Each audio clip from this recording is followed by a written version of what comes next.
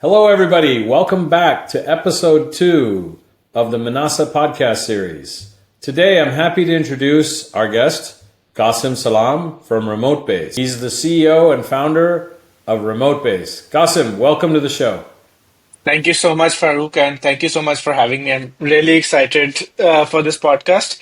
A little bit about me. I'm the founder of remotebase.com. It's sort of like a tech-enabled marketplace. It's a tech-enabled services business. So we hire software engineers in Pakistan and we match them with companies in the US, primarily in Silicon Valley. The reason I say tech-enabled because most of the work we do is automated. So candidates go to our website, select whether they're React engineers, Node engineers, and then we have AI interviews that get conducted, the first layer of interviews.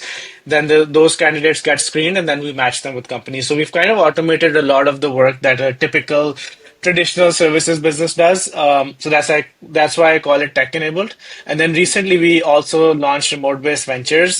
This is our AI arm or AI lab, applied AI lab, where we're testing different applications of AI. So one of the first products is one that we built for ourselves. It's called Talently. It's an AI interviewer that conducts live screening interviews. So we're using that to screen all of our candidates, and now we're giving them out to other companies to screen their candidates. So right now we're conducting over 5 to 8,000 interviews a month through that platform for us and for other companies. That's awesome. Well, it seems pretty obvious that you started using AI before AI was in vogue, right? So that's good to know. So for the subject today, Qasim, I think we thought about how we approach things, and everybody knows now AI this, AI that. In our software world, just keep hearing about agentic. But one thing I wanted to kind of uncover with you, or start to uncover with you, was what's the hype versus the reality in terms of AI on a broader base, in your opinion? And then I want to relate it to some other items. What's your Yeah, initial thinking around all this? definitely. So I think my opinion might be a little bit biased, but I think it's severely underhyped despite all the hype because this is a massive transformational moment. That's my personal opinion. If it's as big as the internet or the mobile phone, if not bigger, it could potentially be bigger. The impact it's going to have is going to be generational. So I think it's massively underhyped. And the reason I say that is because right now I'm like sitting in Silicon Valley. That's where I operate out of. And every single day there's something or the other that's happening.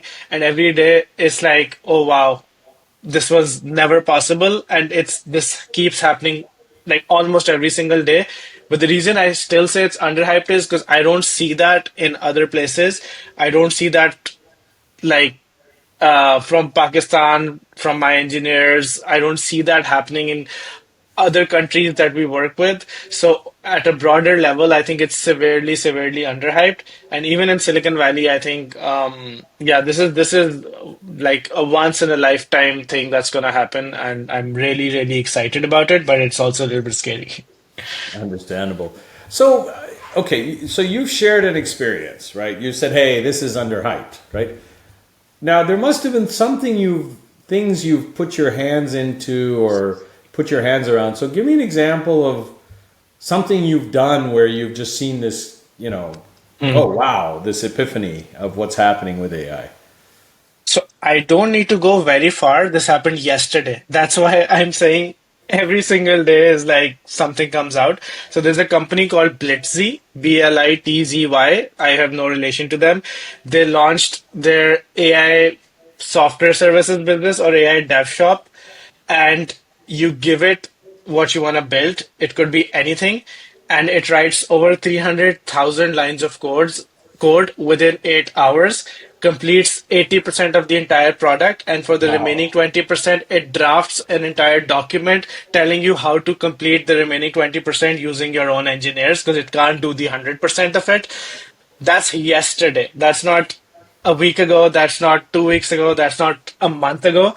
And that's just one example. I could tell you about customer support, how Finn, which is Intercom's customer support agent, is now able to answer customer queries and resolve queries better than a human can. Like it's mind blowing the kind of stuff that's happening here. It's insane. Very interesting. So, it leads me to a question. So, right now, you're at the nerve center, right, in the Bay Area where this is all happening. I'm sitting in Houston, Texas. Things are happening, but not at that pace.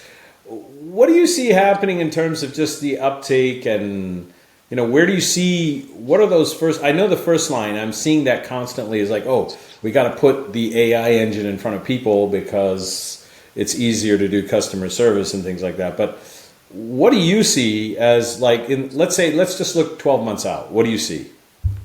Yeah, so I think 12 months out, a lot of things are gonna start taking the shape of AI agents. So people are gonna have their own teams of AI agents, and those teams. Imagine anything that you can do behind a laptop where an internet is connected is where pretty much most of the stuff that I do, honestly, is where AI agents are gonna come in and start doing the work. We already have companies that are building multi AI agents. So a friend of mine, for example, is building like an AI software serve another AI software services sort of business. So he's already built like 21 AI agents where there's like an orchestration agent that orchestrates everything, assigns tasks to different agents. Then there's like an architect agent that, creates the architect of the software, the entire software. There's a coding agent, there's a front end agent, there's a back end agent, there's a QA agent that writes. Yeah, there's a bunch of different agents, right? So I think 12 months from now, people are going to start getting insanely more productive with having access to these AI agents. And that's all for anything that's behind a screen or where an internet can be used or is being used. I think that will be massively disrupted. And it could be any use case: healthcare, fintech, retail, recruiting, software services. Imagine anything, but I won't say that it is gonna happen in the 12 months where everything gets like replaced, but you'll start seeing signs of it everywhere of these companies coming out and actually delivering real value.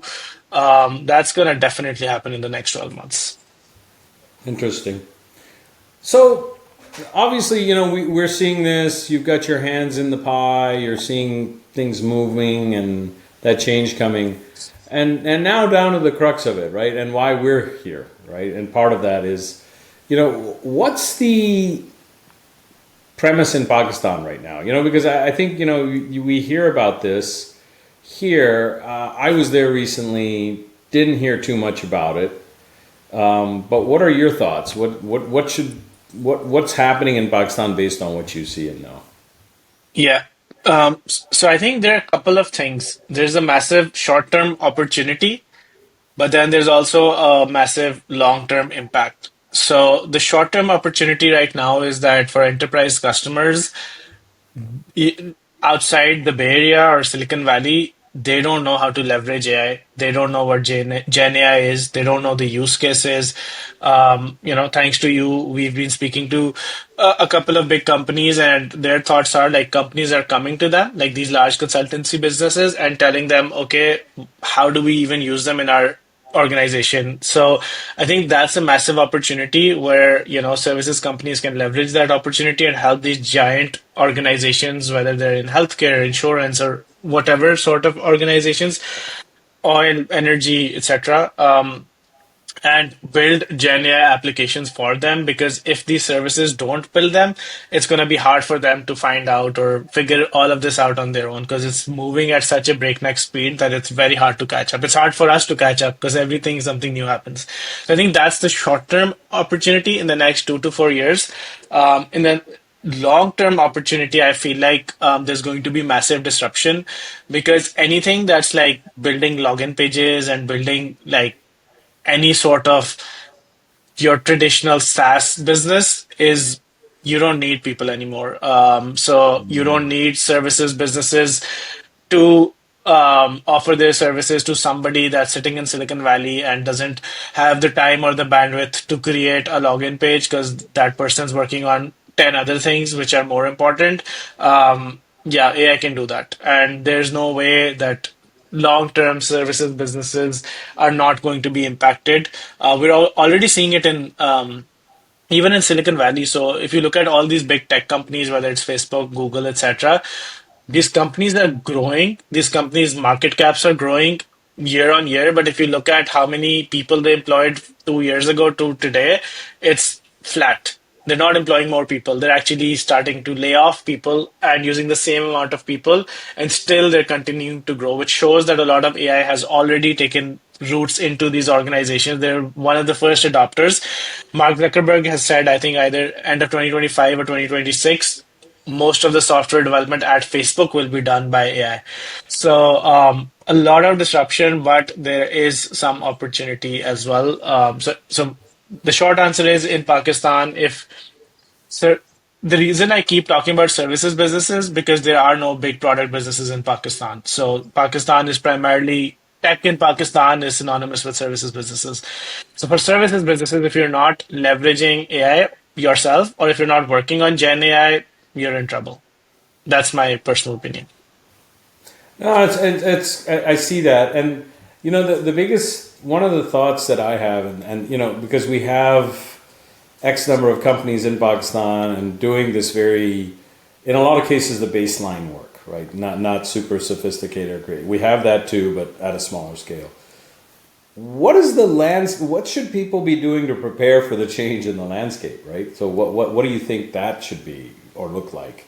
Because it's going to change, right? And there's going to be and if it was me running a company in Pakistan today and I'm let's just doing first line tech work, Mm. what should I be thinking about? So if your company is a services business, spend $20 for every single person in that's a software engineer in your company and buy Cursor. So Cursor is like the latest IDE, which 2x's any software engineer's productivity because instead of writing code, you just tell it in English what you want to write and it writes code instantly, saving tons and tons and tons of time for people. So that's like a very good, practical, short term example. And then at a higher level, I think a misconception is that AI is all about tech and software engineering. It's not. It's going to be part of every single industry. So whether you're in tech or you're not in tech, you need to upskill yourself around AI. Very easy to do that. Very practical ways to do it. There's a tool called Perplexity. So you can start using Perplexity immediately and then start asking it questions. It's 10x better than Google search and just ask it, okay, what's the latest AI trend or what's the latest AI happening in X, whatever your industry is. And Perplexity is going to give you answers on the latest news, what's happening in that particular domain, and then use a lot of Twitter, like follow all these people on Twitter that are posting about AI.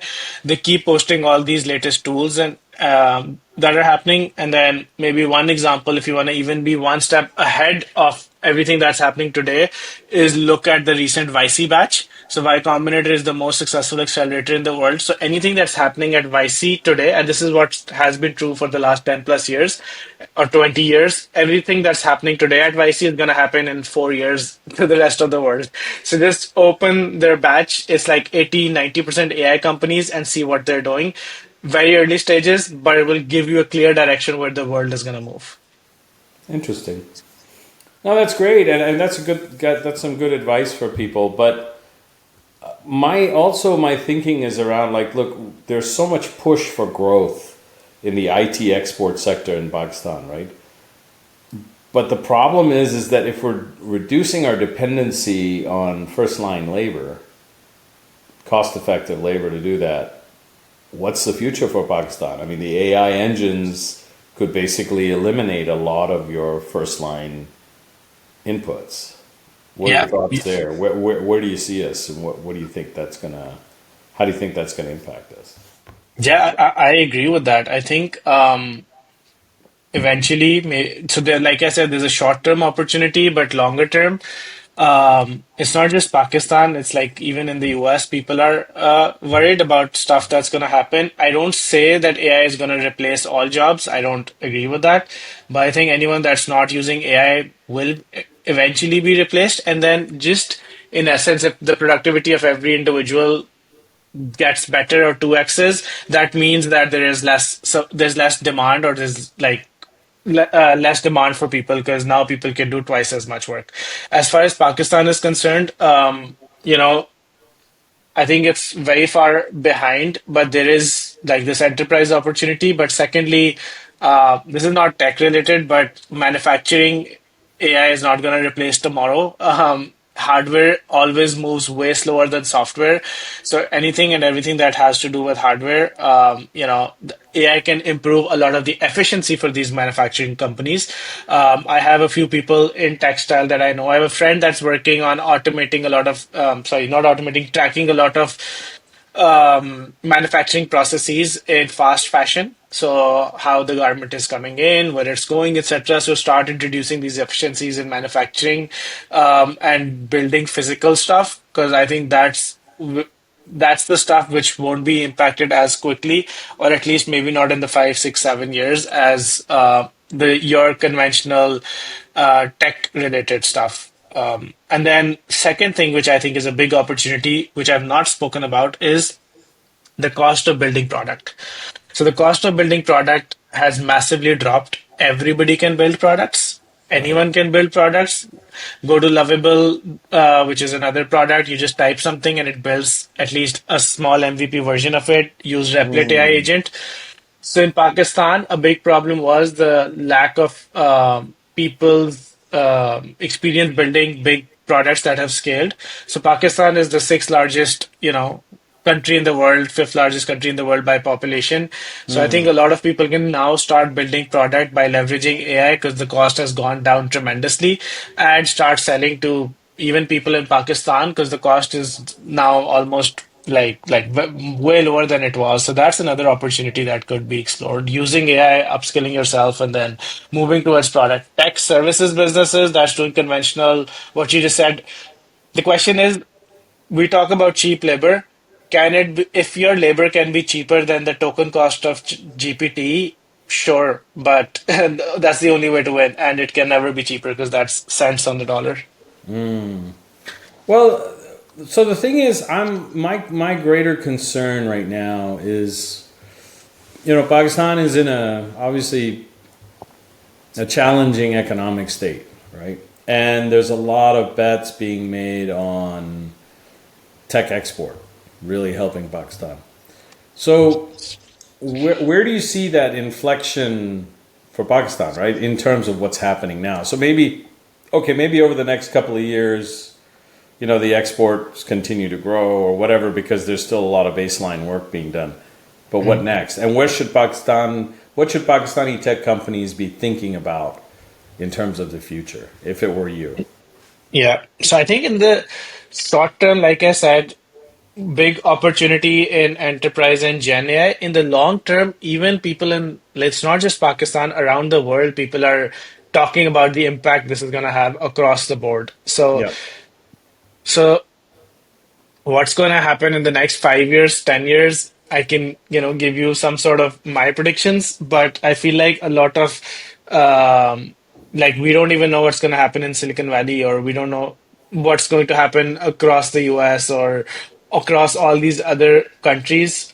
People are talking about universal basic income, because a lot of value is going to go towards these massive companies controlling AI, but then what work is going to be done by people that are not leveraging AI? Maybe that's not 5 years down the line, maybe it's 10 years down the line, but it is eventually going to happen.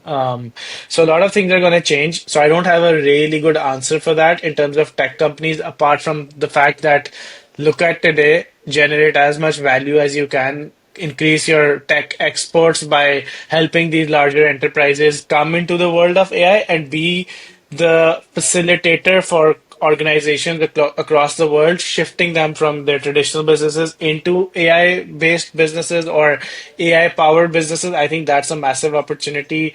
It might last for 2 years, it might last for five, it might last for 10. I don't know the exact timeline, but for tech services businesses in Pakistan, I think that's the opportunity. Building front ends and these low hanging fruits and login pages is not going to go anywhere in the next 6 months, 12 months. Understandable. Well, what I find interesting, based again on my journeys, travels, and discussions with people. There are people that are really bought into this and sold and said, no, no, no, my business is fine and AI is all hype. And what we're starting to realize is it's not hype, right? It's real and it's here. So if you were a person that was, you owned, let's say, a 50-person company and you were doing very basic custom development and engineering type of work, what's advice for them? What should they be thinking about and where should they be trying to position to? Yeah. So I think for a 50-person company, getting into enterprises is a big challenge. So that's probably going to take months, and you know this better than anybody else. It's going to take them, Yeah. maybe a year or two. So moving there is going to happen really slowly. They can start doing it, but it's going to be difficult. But what AI has done is created massive opportunity. So I think every 50-person company should be looking into building products, AI products, small, large, any type of products, because that's like a clean slate. Like anything and everything that is going to be built in AI is going to start today. So this is that internet moment where it's like companies that come in today have like a clean slate. They can build anything they want. And there are multiple examples, even in Pakistan. For example, there's a company called Viro. It's like completely a wrapper, but they've done and executed so exceptionally well, and they were one of the first to do it. So it helps you like create these AI images, AI generated images, and now the company doing like millions of dollars in revenue, right? And they were a small company. They were like, I think out of Nust, 4 or 5 people or something, and now they're like a big company, over 100 people working on AI. Even in the US, you take examples where there are people that have taught themselves how to code and gone from like $0 to making like $1 million a month over like a year. Like that's how quick things are moving. And I think people in Pakistan with 50 people teams are at a perfect spot because they can leverage that talent and run multiple AI experiments and get into product, see what works. So this person in the US that I was talking about, he built like Rich GPT, which is like just a chat GPT wrapper, and then made like 300K a month. Now it's like making 100K. And then he made Cal AI, which is like a calorie counter, takes a Hmm. picture, sends it to GPT, estimates how many calories would be in that picture, food calories, and now is doing like $1 million a month. And his age is like 23 years old or something. So Wow. there's like so many opportunities. It is insane. And there's so many funny ways to do it. So there's like a Vicey company. What they did was the guy wanted to automate medical billing, and that work happens in Pakistan as well. So companies outsource their medical billing in Pakistan because it's a lot of monotonous work. Mm. So this guy, what he does is he gets a job as a medical biller while he's in YC at Y Combinator, does all the processes automatically through AI, and then automates his entire job without his boss knowing that it's automated because AI is actually doing it and he's not doing anything. And he's like, okay, this works. Now let's scale this up to hundreds of companies, and now they're doing millions of dollars in revenue. So there's so much opportunity. It's crazy, but you have to look towards product. I don't think you can continue. You can continue services for 3, 4 years maybe, but eventually you'll miss the bus on the product side, which is I think a crazy opportunity. Interesting. No, that's some Yeah. good perspective, and I think the idea is we're trying to, educate and help people in that environment, right? And saying, look, here's how to scale up. Here are things to think about. So, yeah, I appreciate the perspective. But Yeah. in terms of just remote base, so and now talking a little bit about, where do you see yourselves kind of being the value player here in the U.S. market? What are you focused on? That's I just kind of answered everything that we're doing in the previous questions. So we want ourselves to be the tech-enabled services company helping companies transition into the AI world, because that is going to take a lot of effort, but that's a big, massive opportunity, and that's where we want to position ourselves, is enabling digital transformations and bringing companies into the AI age. And that's a big play. It might be 5 years, 10 years, but whichever player gets into this space is going to do really, really well in the coming future.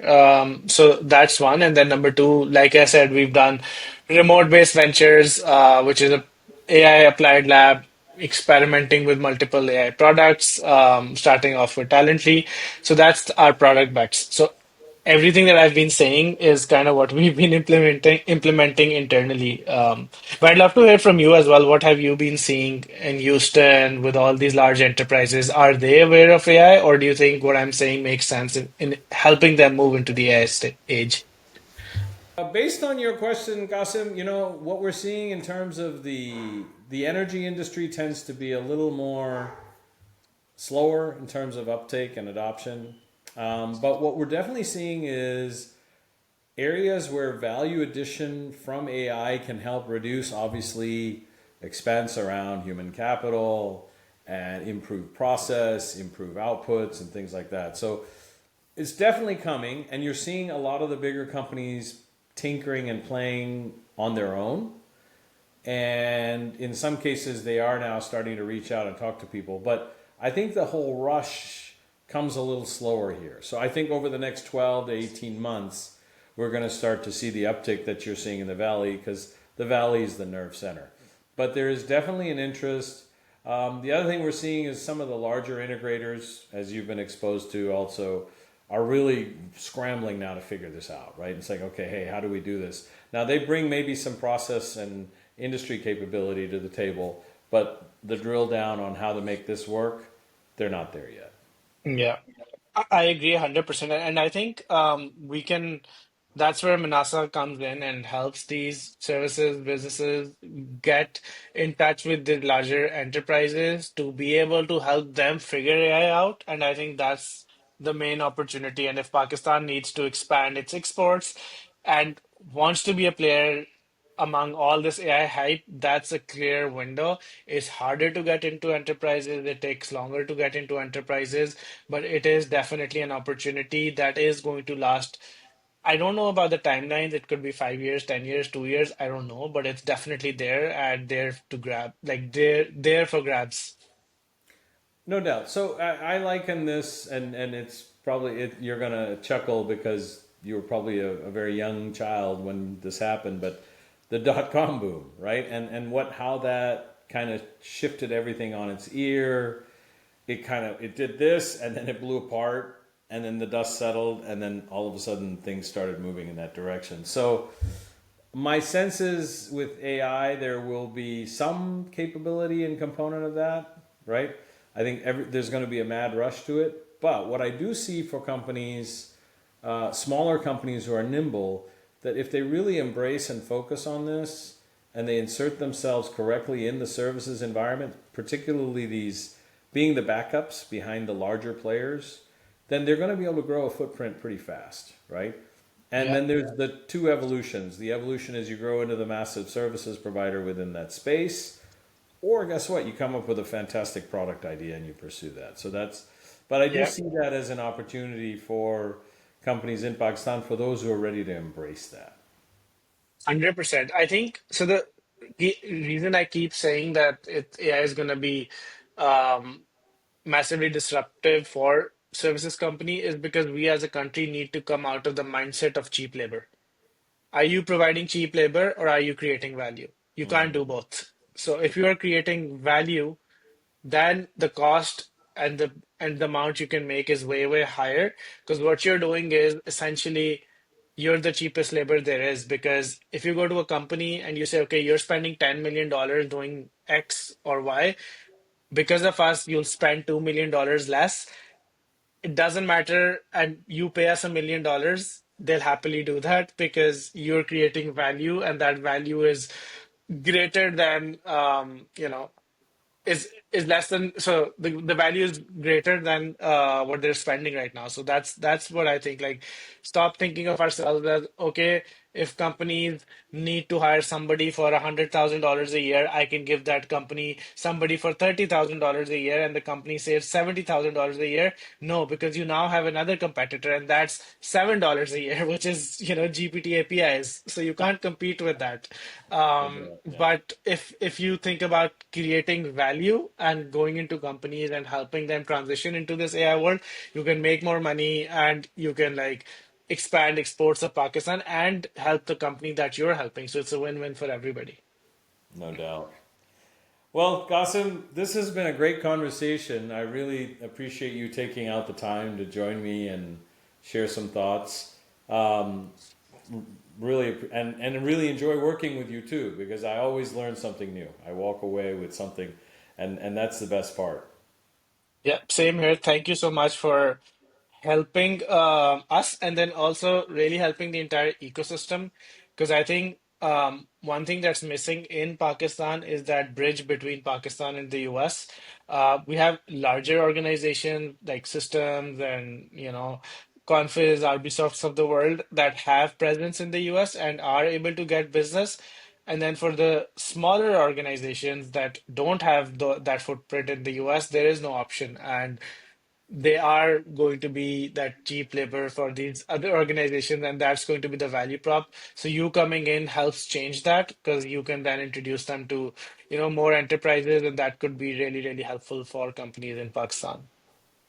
Well, that is the thought and the premise behind what we do here at Menasa. And for the audience, wanted you to understand, our mission is to really help and enable Pakistan-based services companies really expand and grow in this fold.